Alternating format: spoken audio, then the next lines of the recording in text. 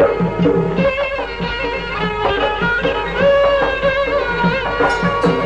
زۆربەی وڵاتانی جیهانیدا کوردەکان لە هەر شوێنێک کە دیژین پێشوازی لە بۆنەوە ئاهەنگە کوردیەکان دەکەن. ئێستا لە شاری فالشۆپینگی وڵاتی سویدین ئاهەنگی نەورۆز ئەمڕۆ لە کاتی بەڕێوەچووندایە لەم شارە بۆ دانیشتوانی ئەم شارە و دەوروبەری. با پێکەوە بەشداری لە خۆشی و شادیەکانیاندا بکەین و لە ئاهەنگەکەیاندا لەگەڵیاندا بەشدار بین.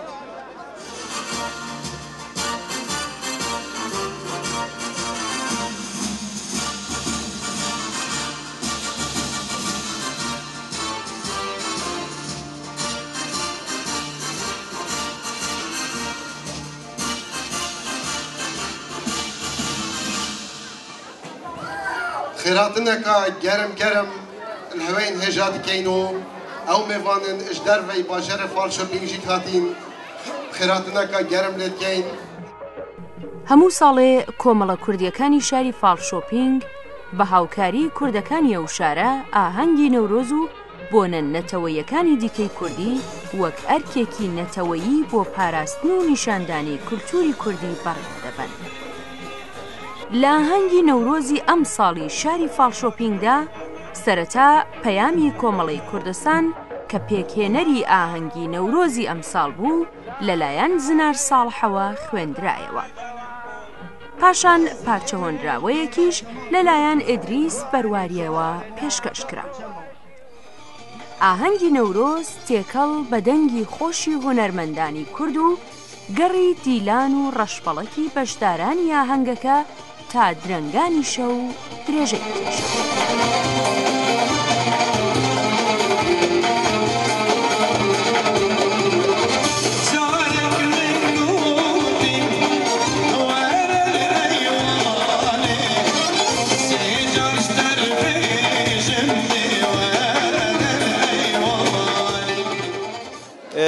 دبی آهنگ ام پیروزبایی خود گینین توای خلق کردستان شیوه کی گشتی کس و کار شهیدا و هر واسا نوروزا همو کردا پیروز بودن در هر چهار پارچه کردستان. جشن نوروز جگلوی بونه کی نتویی بوی کرد بخیراتنی بهاریشه جگلوا اما بونه کی کمالایتی شبوی اما کل در ولات جین لیره خزانه کردکان یکتریه بینن مناڵە کوردەکان یەکتریە بینن چاویان بە یەکەکەوێ بۆنەیەکی باشە بۆ قسەکردن هەواڵی یەکتر پرسین. نەورۆزی ئەم ساڵ جیاوازی هەیە لەگەڵ نەورۆزی ساڵانی ترە.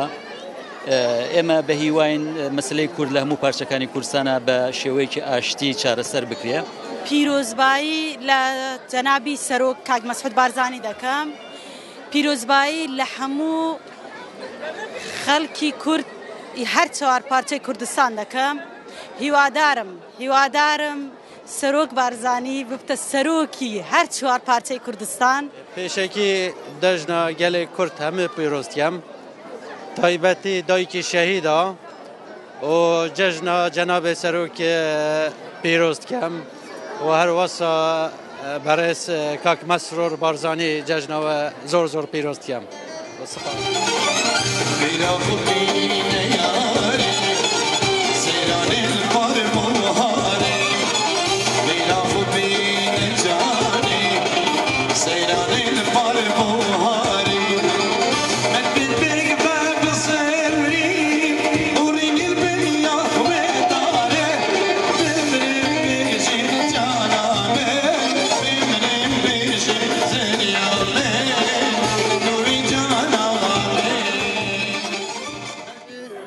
نەورۆز جەژنەکە نەتەویە زۆرمان پێخۆشە هەموو جارێ هەموو ساڵێ نەورۆزە کووردا پیرۆزکەین و بخێر بێن سەرچاوە و سەرسەرە.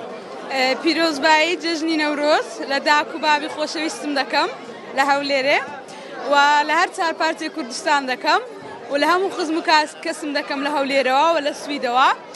بەڕاستی عافلەکی زۆر خۆش بۆ ئەوڕۆ. هیوادارم هەموو ساڵێک هەروەها بە خۆشی بێ. زۆر سپاس.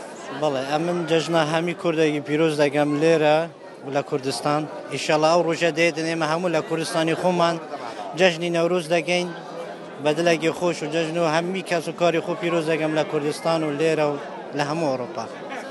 والله نوروز جشنکی زور خوشه دم پیروزبایی لحمو کردکان بکم لهر چهار پارچه کردستانی زۆر خۆشحاڵم ئەوڕۆ کە ساڵی نوێ لێرکانە پیرۆز دەکەم لەگە هاوڕێیانم پیرۆزبایەتان لێ دەکەم لە هەر چوار پارچەی کوردستان پیرۆزە بخێر بە سەر چاو.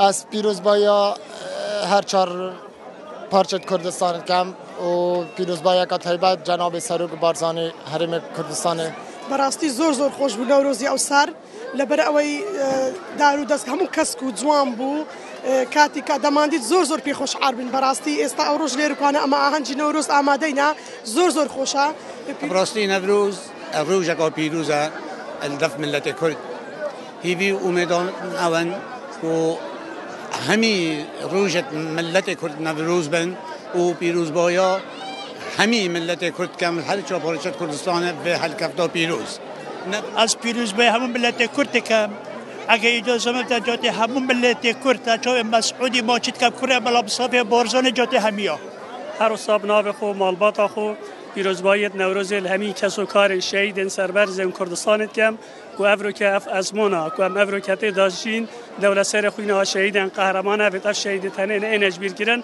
دست به که پیروزبایل مالباتن همی شهیدن کردستان و هر سال مالباتن همی کردال در به ولاتی و نافولادی داد کم و جرگادی بخیرات نوات کم خیر بن سر سر چوبان از جشن نوروز همی گله کرد کم تایبتی مالاخو و حوالت خو از جشن نوروز همه کردات کم تایبتی خالت خول دو که